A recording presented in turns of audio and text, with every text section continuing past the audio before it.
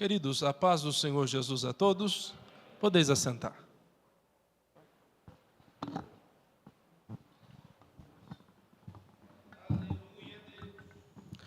Glória a Deus. Louvamos ao Senhor pela oportunidade que Ele nos concede de, reunidos aqui, podermos celebrar ao Seu nome, neste culto que temos com a capacitação do Espírito Santo ofertado ao Senhor nosso Deus. E isso é uma oportunidade singular na presença de Deus.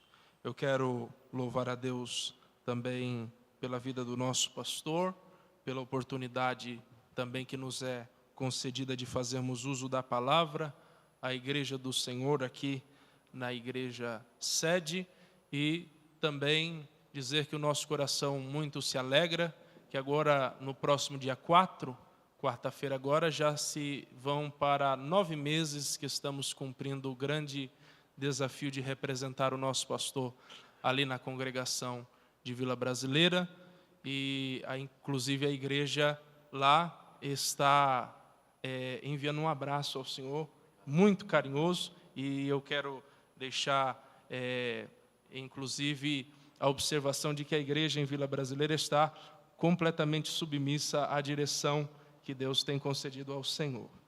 Glória a Deus. Abramos nossas Bíblias na carta que escreveu Paulo aos Romanos, capítulo de número 5. Nós leremos 2 versículos.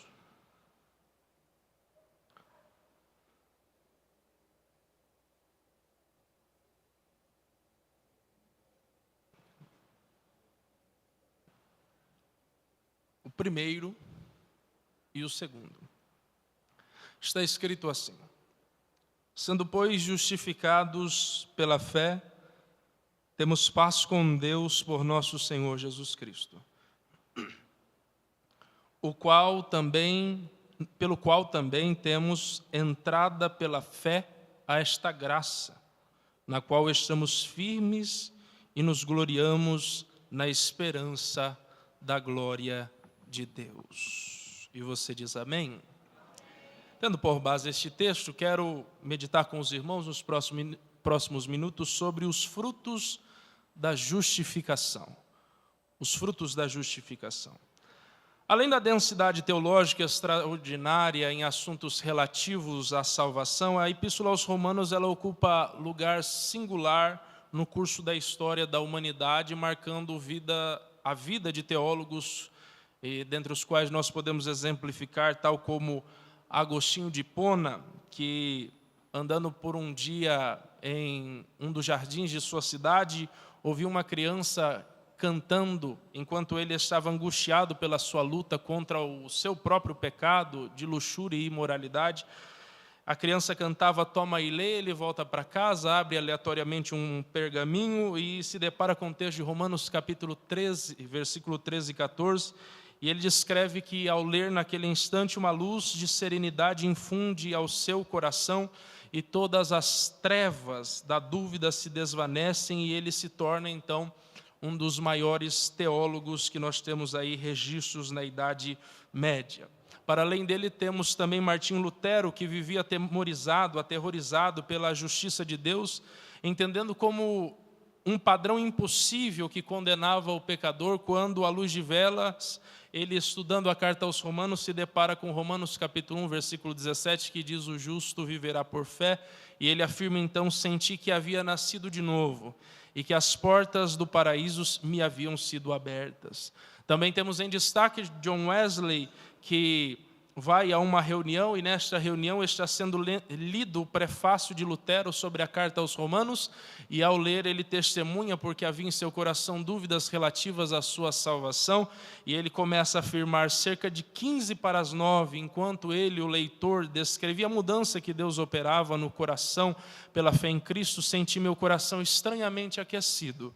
Senti que confiava em Cristo e somente em Cristo para a salvação, e foi-me dada a garantia de que Ele havia tirado os meus pecados. Sobre a Epístola aos Romanos, temos afirmações de teólogos que dizem que é a epístola considerada como a catedral da fé cristã. Martinho Lutero chamou-a de obra-prima do Novo Testamento e o mais puro evangelho. E ele dizia que ela merecia não apenas ser memorizada palavra por palavra, mas ser pão diário para a alma. Não obstante, João Calvino afirmou que se alguém entendesse Romanos, teria uma porta aberta para todos os tesouros mais profundos da Escritura. Paulo escreve e endereça essa igreja que foi fundada por cristãos anônimos, é a possibilidade maior, e o seu objetivo é claro. Primeiro, educar os crentes quanto às doutrinas básicas relativas à salvação. Segundo, ajudá-los a compreender a descrença dos judeus e como os gentios se beneficiaram dela. E terceiro, explicar os princípios gerais da vida cristã que precisavam ser colocados em prática. Isso posto, a título de contextualização, para situarmos o capítulo 5, vemos, depois de um profundo estudo teológico, que o que se antecede o capítulo 5 são os capítulos de 1 a 4, onde Paulo trata sobre a depravação humana e como a ira de Deus se revela contra a impiedade daqueles que rejeitam o Criador. Tem alguém comigo? Diga amém. E em Romanos 1,20 ele vai dizer: porque as suas coisas invisíveis desde a criação do mundo, tanto o seu poder eterno como a sua divindade se entende e claramente se vêem pelas coisas que foram criadas, para que eles, os pecadores, os homens, fiquem indesculpáveis ou inexcusáveis, a depender da tradução. No capítulo 2, Paulo trata sobre a imparcialidade do juízo de Deus, afirmando que tanto judeus como gentios são culpáveis diante da lei. Romanos 2,13 diz: pois não são os que ouvem a lei que são justos aos olhos de Deus, mas os que obedecem à lei é que serão declarados justos. No capítulo 3, Paulo trata sobre a universalidade do pecado e a revelação da justiça que vem gratuitamente pela fé em Cristo. Romanos 3, 23, 24, ele afirma: porque todos pecaram e destituídos estão da glória de Deus, sendo justificados gratuitamente pela sua graça, pela redenção que há em Cristo Jesus. No capítulo 4, que antecede então e abre uma ponte para o capítulo 5, Paulo trata sobre o exemplo de Abraão, para provar, aliás, que a justificação sempre foi baseada na fé e não nas obras ou ritos. Romanos 4,3 diz: pois que diz a Escritura? Creu Abraão a Deus e isso lhe foi imputado por justiça. Se nós fôssemos resumir estes 5 capítulos em 3 pontos, nós faríamos desta forma: capítulos 1 a 3, o diagnóstico. Somos pecadores, indesculpáveis e inimigos de Deus por natureza. Segundo, capítulo 4, é o meio. A fé, como a de Abraão, é o que nos liga à promessa de salvação. E, por último, o capítulo 5 é o resultado, a reconciliação. A paz substitui a inimizade porque Cristo pagou a nossa dívida. Agora, neste ponto, há uma conexão para o capítulo 5, no capítulo 4, versículos 22 a 25, quando Paulo diz: assim isso lhe foi também imputado como justiça. Ora, não só por causa dele está escrito que ele fosse tomado em conta, mas também por nós, a quem será tomado em conta os que cremos naquele que dentre os mortos ressuscitou a Jesus nosso Senhor, o qual por nossos pecados foi entregue e ressuscitou para a nossa justificação.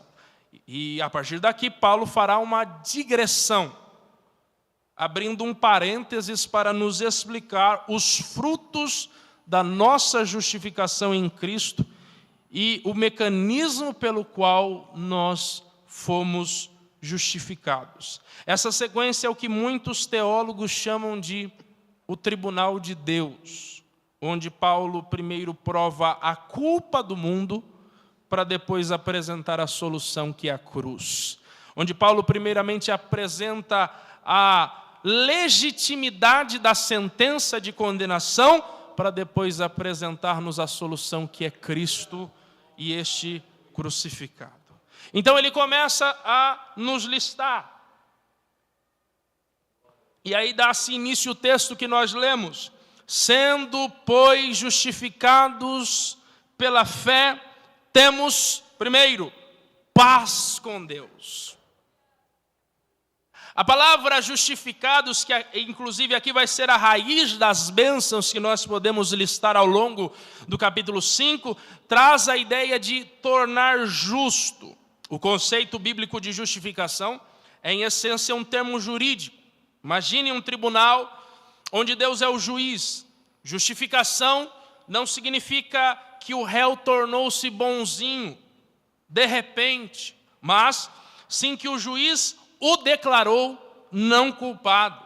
E no nosso caso, mais do que isso, nós fomos declarados justos. E a partir disso, vem a Bíblia nos declarar que através desse processo de justificação, adquirimos em Cristo paz com Deus. A palavra paz significa literalmente paz entre os indivíduos, harmonia ou concórdia. Essa paz com Deus promovida pela justificação em Cristo por meio da fé demonstra Cristo cumprindo o papel exposto por Paulo em Colossenses capítulo 1, versículo 20, em que, havendo por ele feito a paz pelo sangue da sua cruz, por meio dele reconciliar-se consigo mesmo todas as coisas, tanto as que estão na terra como as que estão no céu. E aí a pergunta é, por que isso nos é significativo?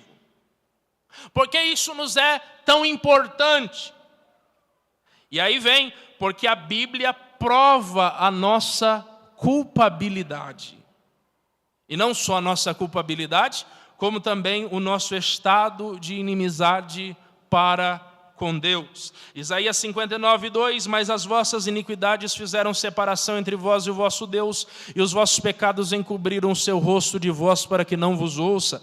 Romanos 3, 23 diz, porque todos pecaram e destituídos, afastados, separados, estão da glória de Deus. Romanos 8, versículo 7 diz, porquanto a inclinação da carne é inimizade contra Deus, pois não é sujeita à lei de Deus e nem em verdade o pode ser. Colossenses capítulo 1, versículo 21, e a vós outros também que outrora éreis estranhos e inimigos do entendimento pelas vossas obras más. E Tiago ainda é mais escrachado na sua epístola, capítulo 4, versículo 4, dizendo, adúlteros e adúlteras, não sabeis que a amizade do mundo é inimizade contra Deus?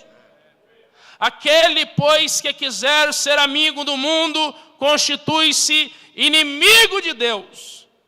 Então a Bíblia ela vem desde o Antigo Testamento, provando a nossa culpabilidade e o nosso estado de inimizade para com Deus. Nós éramos inimigos de Deus por conta da nossa posição. A nossa vida era uma afronta, a nossa vida era uma ofensa, a nossa existência era uma agressão contra a santidade de Deus. Mas aí vem a virada. Por quê? Porque a partir do versículo 8 do capítulo 5 de Romanos, a Bíblia diz, mas Deus prova o seu amor para conosco. De que forma? Em que Cristo morreu por nós, sendo nós ainda pecadores. Logo muito mais agora, tendo sido justificados pelo seu sangue, seremos por ele salvos da ira, porque se nós, sendo inimigos, fomos reconciliados com Deus pela morte do seu Filho, muito mais, tendo sido já reconciliados,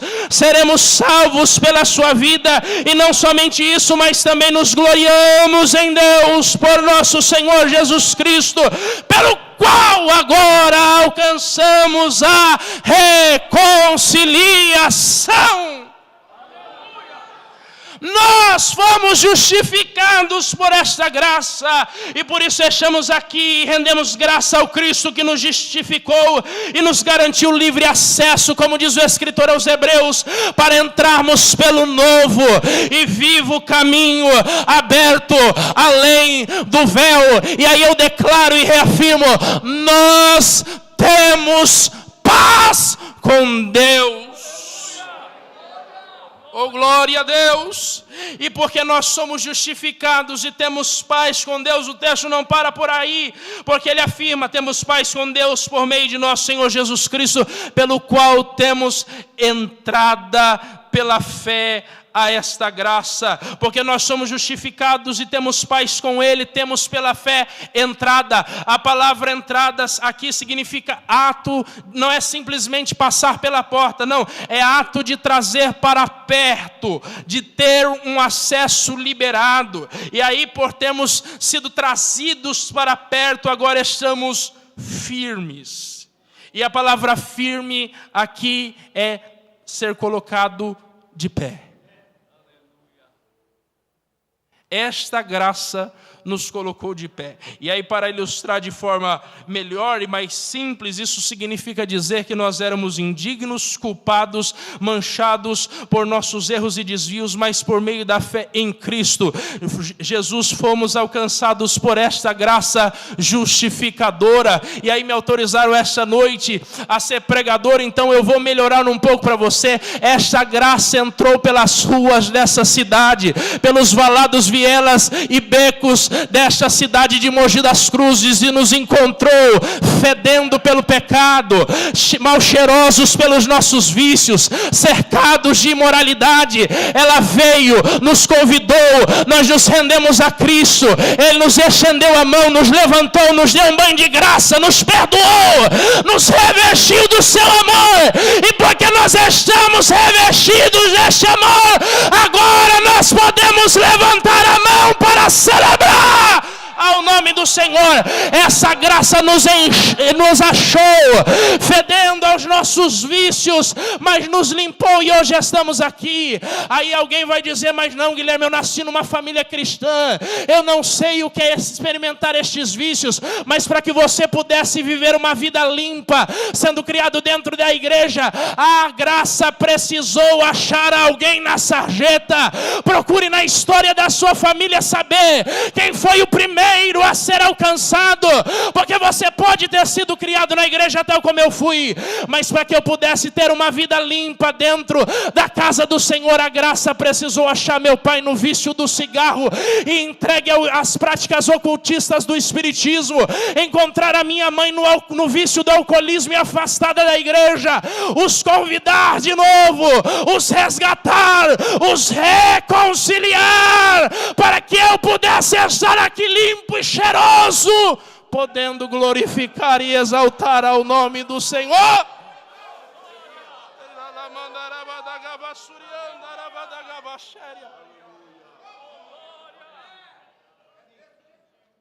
Em resumo, sendo, pois, justificados pela fé, temos paz com Deus, acesso a Deus e firmeza em Deus.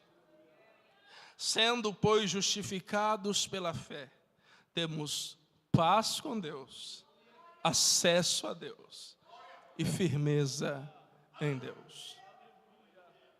Só que aí vem um segundo fruto. E qual é? A esperança produzida nas tribulações.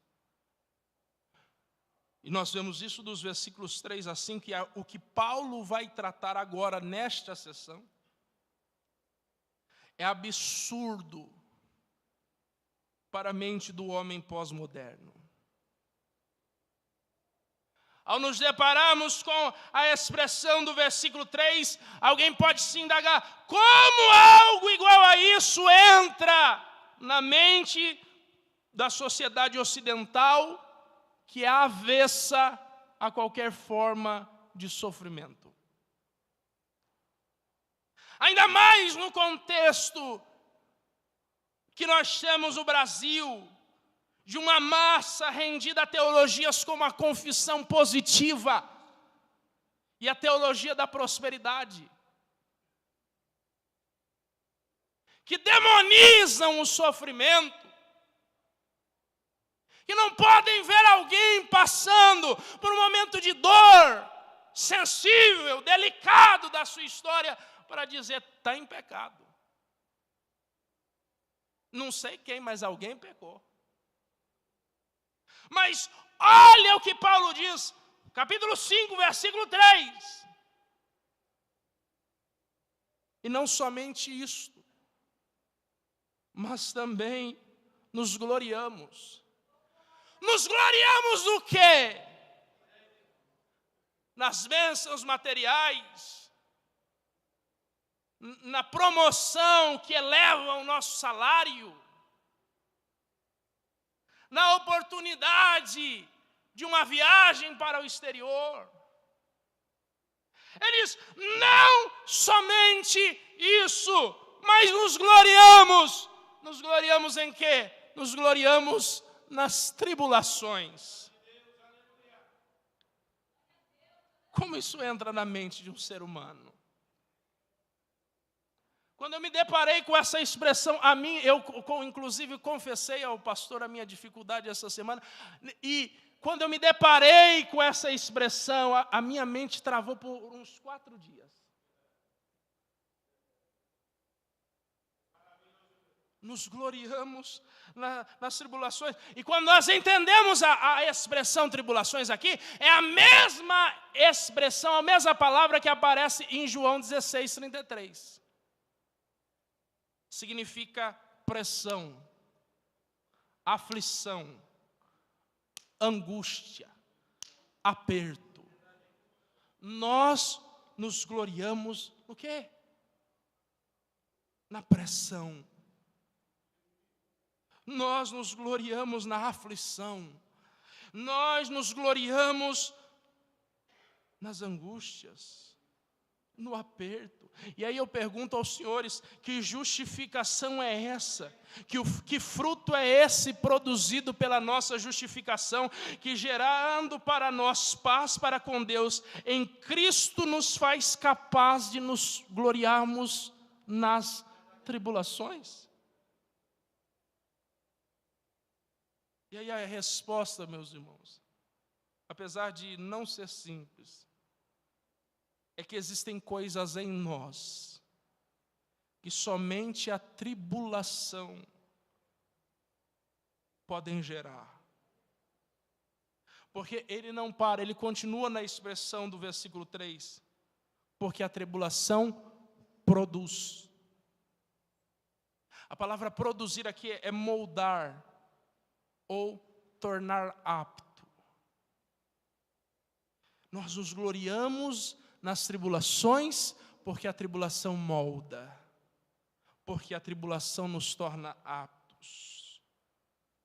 O sofrimento é, portanto, ou a tribulação é, portanto, a forja da qual Deus se utiliza para nos moldar, para sermos como Ele deseja. E aí Agostinho diz, bendita a aflição que me aproxima de Ti, ó Deus. Queridos, a dor é um instrumento pedagógico de Deus para nos atrair a Ele e nos moldar. E o sofrimento não é algo estranho ao cristão. Atos capítulo 14, versículo 22, a Bíblia diz, porque por muitas tribulações nos importa entrar no reino dos céus. 1 de Pedro 4,12 diz, amados, não estranheis a ardente prova que vem sobre vós para vos tentar, como se coisa estranha vos acontecesse. 1 Tessalonicenses 3,3 diz, para que ninguém se comova por essas tribulações, porque vós mesmos sabeis que para isto fomos destinados. Eu repito, o sofrimento é a forja de Deus. Isaías 48, versículo de número 10, diz, eis que te purifiquei, mas não como a prata, provei-te na fornalha da aflição. Provérbios 17, 3 diz, o crisol é para a prata e o forno é para o ouro, mas o Senhor é quem prova os corações. 1 de Pedro capítulo 1, versículo de número 7 diz, para que a prova da vossa fé, muito mais preciosa do que o ouro que perece e é provado pelo fogo, se achem louvor e honra e glória na revelação de Jesus Cristo. E aqui eu digo aos queridos irmãos que apesar de ser a forja de Deus, o instrumento pelo qual Deus se utiliza, a dor e o sofrimento não são um fim em si mesmas. Elas produzem em nós coisas que ecoarão para a eternidade. Pois Paulo não para nas tribulações. Até porque alguém se desesperaria com mais facilidade se ele parasse aqui. Mas ele segue afirmando o quê? A tribulação gera paciência. A palavra paciência significa aqui firmeza, constância, resistência, permanência.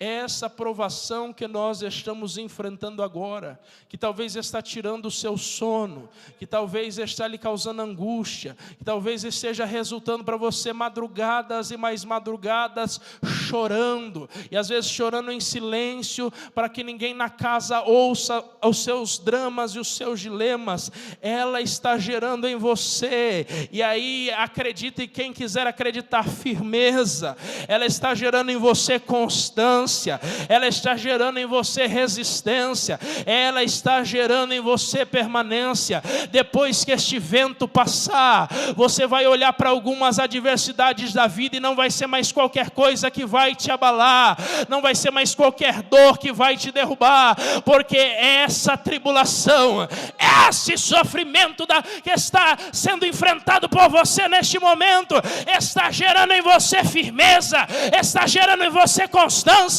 está gerando em você resistência, está gerando em você permanência.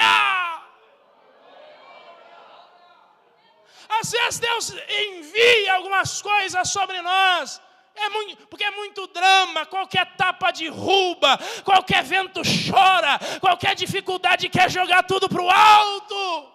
Mas a tribulação gera paciência.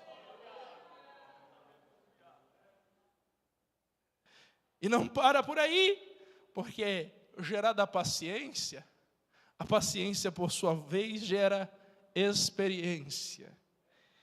E a experiência aqui traz a ideia de provação, teste de valor, mas o significado, inclusive até algumas traduções se utilizam disso, é que significa caráter aprovado. O sofrimento é a ferramenta pelo qual Deus nos forja para aprovar ou para nos fazer ter um caráter aprovado. E tendo um caráter aprovado, nós vemos a experiência gerar em nós esperança. E a palavra esperança é expectativa alegre e confiante da salvação eterna. Portanto, a tribulação e o sofrimento, a partir dessa perspectiva, tornam-se essenciais para o amadurecimento em Cristo.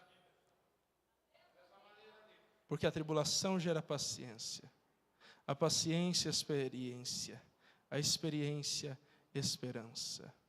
E o Salmo 119, 67 diz: antes de ser afligido, andava errado, mas agora guardo a tua palavra.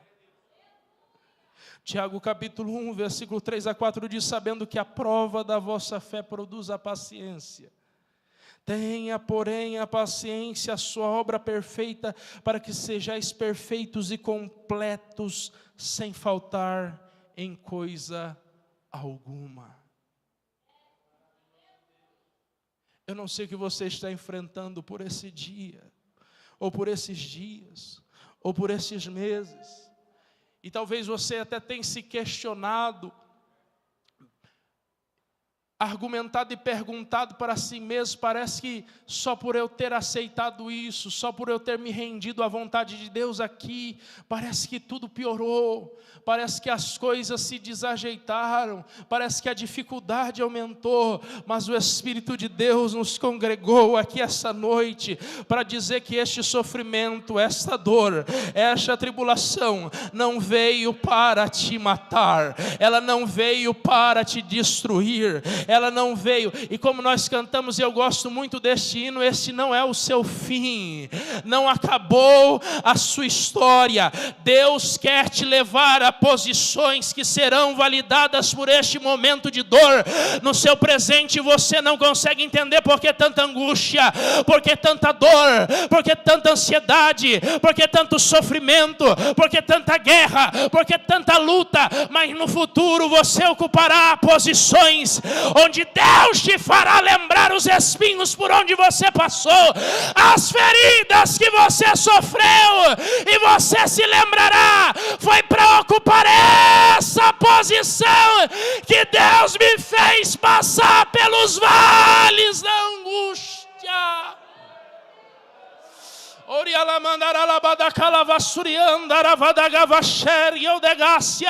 Não desespera o teu coração, acalma a tua alma, porque essa tribulação não vai te destruir.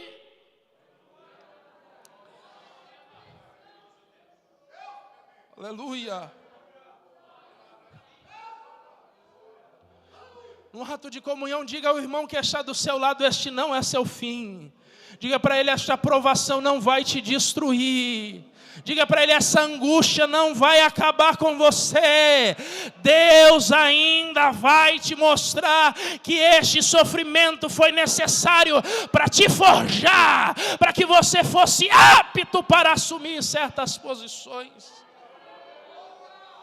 E Paulo ainda afirma que essa esperança gerada na tribulação, ela não traz confusão.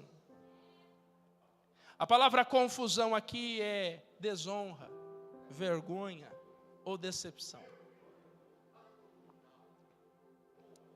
Essa esperança firmada em nosso coração não vai nos envergonhar, não vai nos decepcionar, não vai nos desonrar. O que nós precisamos é correr para Cristo, ainda que a nossa força esteja pequena, ainda que os nossos joelhos estejam vacilantes. Não caia em qualquer lugar, caia aos pés do Cristo, que pode te fortalecer para seguir um pouco mais adiante para a glória do nome do Senhor Jesus.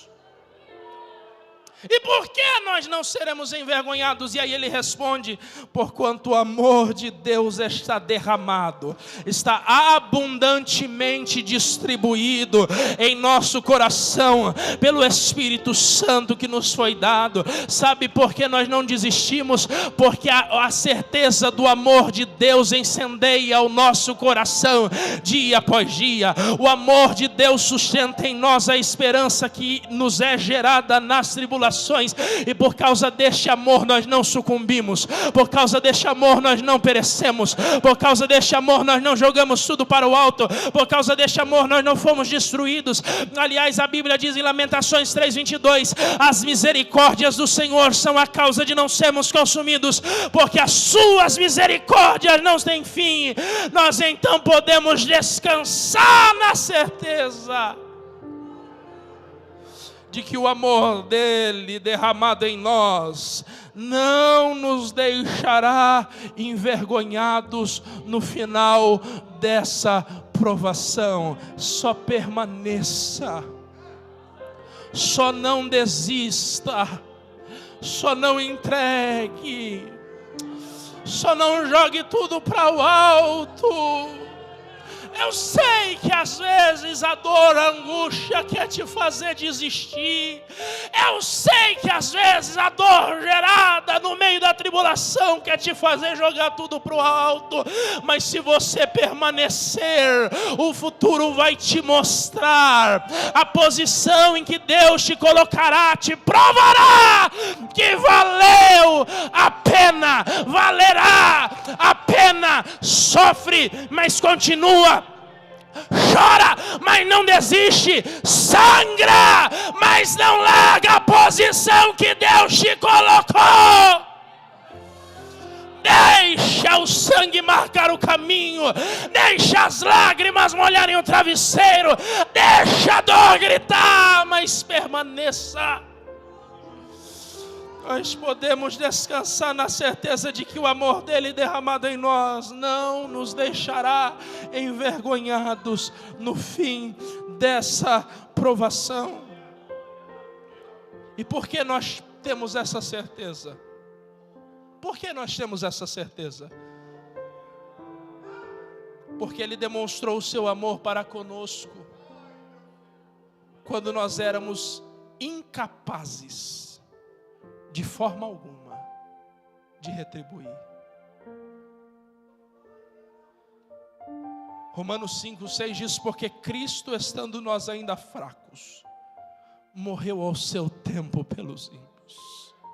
Paulo escreve nos Efésios capítulo 2, versículo 1 a seguir, ele diz: e vos vivificou, estando vós mortos em ofensas e pecados, em que no outro tempo andaste segundo o curso deste mundo, segundo o príncipe das potestades do ar do espírito que agora opera nos filhos da desobediência, entre os quais todos nós também andávamos antes nos desejos da nossa carne, fazendo a vontade da carne e dos pensamentos, e éramos por natureza filhos da ira, como os outros também. Mas vem a virada. Mas Deus, que é riquíssimo em misericórdia, e se isso não alegra seu coração, não tem chave de carro que possa alegrar. Mas Deus, que é riquíssimo em misericórdia, pelo seu muito amor com que nos amou, estando nós ainda mortos em nossas ofensas, nos vivificou juntamente com Cristo. Pela graça sois salvos, e nos ressuscitou juntamente com Ele, e nos fez assentar nos lugares celestiais em Cristo Jesus, para nos mostrar nos séculos vindouros as abundantes riquezas da sua graça, pela sua benignidade para conosco em Cristo Jesus, porque pela graça sois salvos por meio da fé, e isso não vem de vós, é dom de Deus. A certeza está aqui. Ele nos estendeu a mão quando nós não éramos capazes de forma alguma, e ainda não somos. A capacidade que nós temos nos é dada pelo Espírito de Deus. Quando nós éramos incapazes de retribuir este amor, Ele foi, nos convidou, estendeu a mão, nos levantou, nos banhou, nos deu graça para estarmos de pé.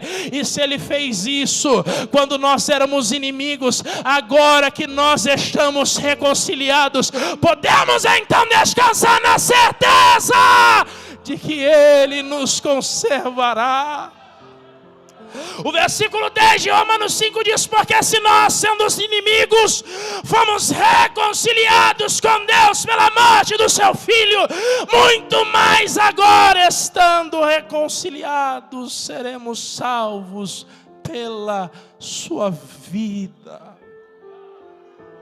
Nós temos paz nas tribulações.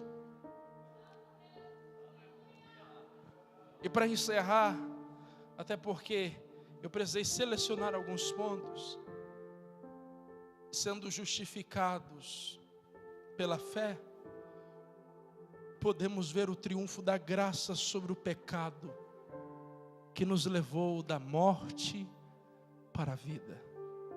E aí nós vemos ou contemplamos os versículos de 12 a 21. Por último, Paulo, ele vai fazer uma análise comparativa entre o pecado de Adão e o ato de justiça de Jesus. É como uma espécie de paralelismo. E com essa comparação, Paulo revela três coisas. Primeiro, um confronto de realidades. Essa comparação mostra que não estamos em um meio termo. Ou o indivíduo está sob debaixo a cabeça de Adão, sofrendo as consequências do seu erro, ou sob a cabeça de Cristo, desfrutando os méritos do seu ato de justiça. A segunda coisa é que ele nos revela é o princípio da substituição. Fica claro que a nossa justiça não vem de algo que fizemos, mas de estarmos em Cristo, uma união com Cristo. E por último, ele vai destacar a vitória da graça. O ato de justiça de Cristo sempre, eu digo e disse, sempre vence o pecado de Adão. Paulo não desenha um empate. Ele descreve uma vitória avassaladora da graça sobre a desgraça, do perdão sobre o pecado, do ato de justiça sobre o pecado original. E aí vem, a comparação se inicia. Em Adão, o pecado entrou no mundo por um único homem, contaminando toda a raça humana. Mas em Cristo, e aí você reage como acha que deve reagir. A graça de Deus e o dom gratuito transbordaram para muitos através de um só homem. Em Adão houve uma transgressão, um ato deliberado de rebeldia contra o mandamento, mas em Cristo houve um ato de justiça obediente e perfeita até a morte. Em Adão o julgamento trouxe a sentença de condenação para todos os homens, mas em Cristo o dom gratuito trouxe a justificação, mesmo após muitas ofensas. Em Adão a morte estabeleceu o seu império e passou a todos os homens, pois todos pecaram, mas em Cristo aqueles que recebem a justiça desfrutam da abundância da vida. Em Adão a humanidade foi constituída pecadora por causa da desobediência, mas em Cristo os crentes são constituídos justos por causa da sua obediência. Em Adão a morte reinou como um tirano cruel sobre toda a existência humana, mas em Cristo os redimidos agora reinam em vida, exercendo autoridade espiritual. Em Adão a lei evidenciou que o pecado abundou e a transgressão cresceu, mas em Cristo, onde abundou o pecado, superabundou a graça. Em Adão, o pecado reinou para a morte eterna e separação de Deus, mas em Cristo, a graça reina pela justiça para a vida eterna.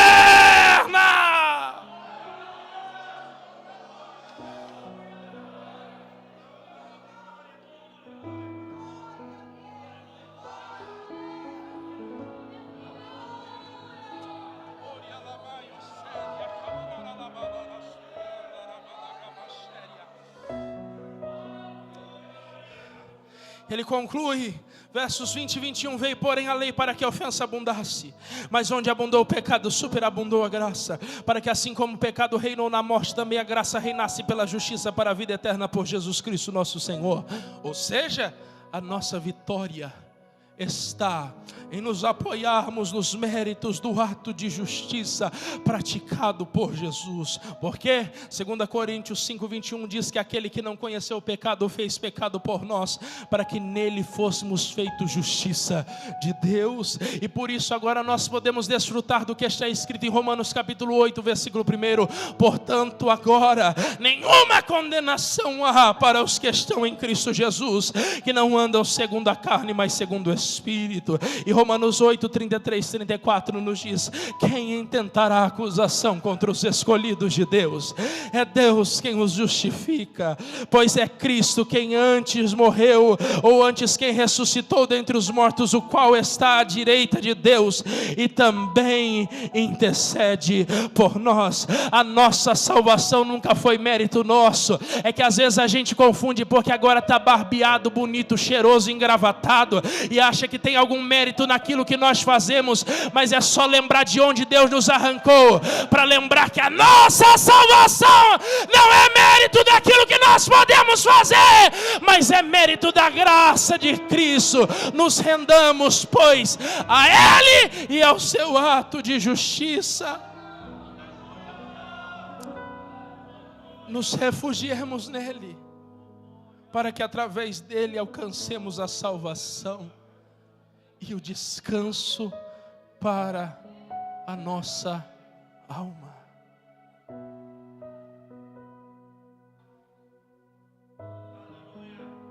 Estejamos em pé.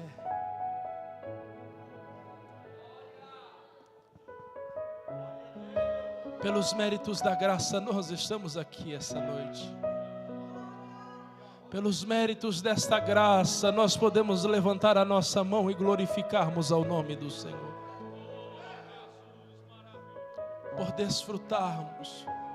Façamos então uma oração com o coração agradecido a Deus por aquilo que Ele realizou entre nós, por aquilo que Ele está realizando entre nós e por aquilo que através do seu poder nós poderemos fazer para Ele. Senhor, nosso Deus e nosso Pai, nós te damos graça por esta graça salvadora, por este perdão tão extraordinário, porque nós fomos justificados pela fé. E agora nós desfrutamos de uma paz para com Deus, e essa paz nos tem concedido a oportunidade de desfrutar, Senhor, desta presença tão gloriosa aqui essa noite. Por essa graça nos congregamos aqui, por essa graça levantamos as mãos, por essa graça nós podemos falar em línguas espirituais para a glória do nome do Senhor e orarmos uma oração conduzida pelo próprio Espírito de Deus, que intercede por nós com gemidos inexprimíveis.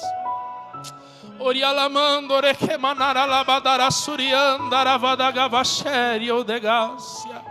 Por graça, Senhor, nos renova, nos sustenta no meio desta tribulação, nos sustenta no meio desta dor, nos sustenta no meio das provações e nos ajuda, Senhor, a chegar ao destino para a glória e louvor do Teu nome. Senhor, nós te pedimos, Senhor, nós te agradecemos.